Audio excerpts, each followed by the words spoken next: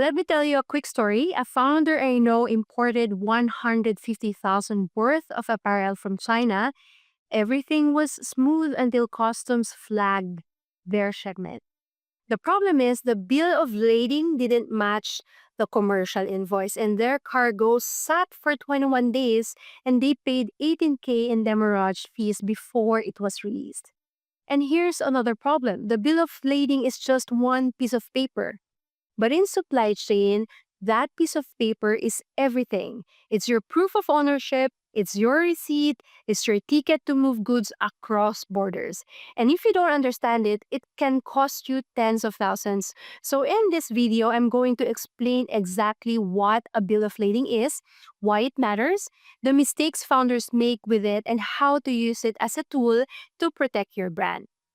First, let's define it clearly. A bill of lading or BOL is a legal document between the shipper and carrier that details what's being shipped, where it's going, and who owns it at every stage.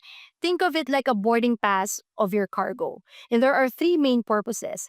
It's the contract of carriage, agreement between supplier and carrier. It's also a receipt, proof that goods were handed over.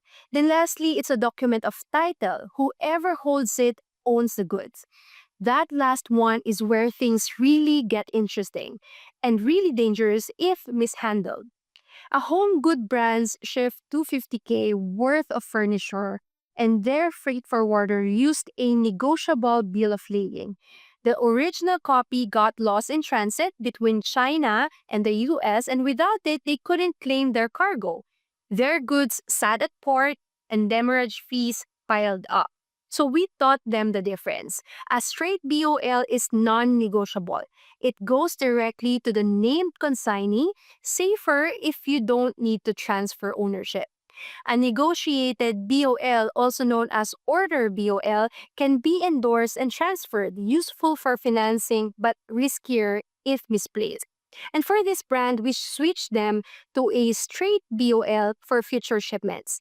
Then no more delays, they save 20K a year in unnecessary demurrage just by choosing the right type of BOL. Another scenario is an apparel brand imported 100% cotton t-shirts. The bill of lading listed the HS code incorrectly and customs applied a higher tariff bracket. They paid an extra 8K in duties. Why? Because customs treat the BOL as gospel. If it's wrong, you pay. Now, we created a BOL validation process. We first cross-check BOL data with commercial invoice and packing list.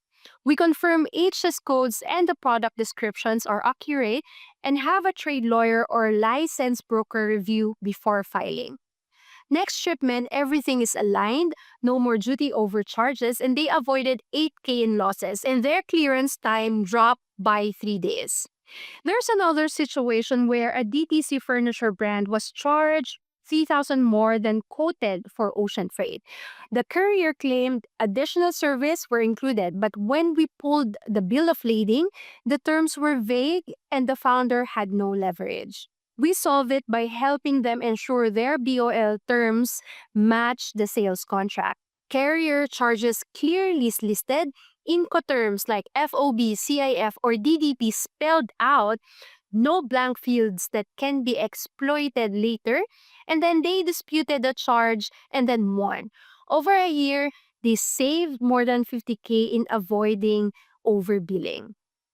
There's this experience that an electronic brands bought goods through a trading company. The bill of lading was made out to the trader, not the brand.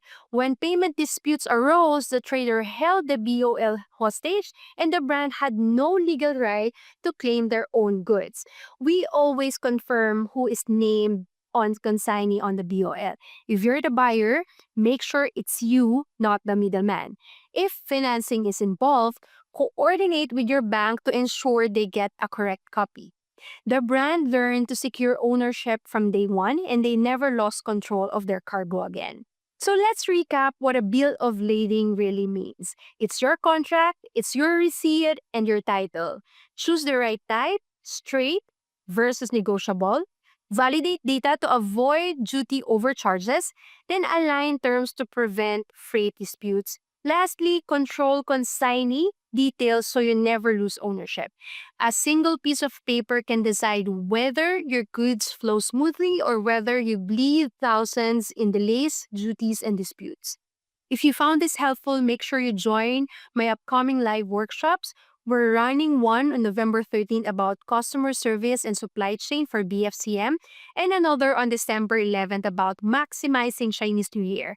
In those sessions, I'll go even deeper with templates and step-by-step projects you can run to protect your supply chain and margins. And if you want more YouTube content like this, where I break down supply chain concepts in plain English for DTC founders, make sure you hit the subscribe button and share this with your team.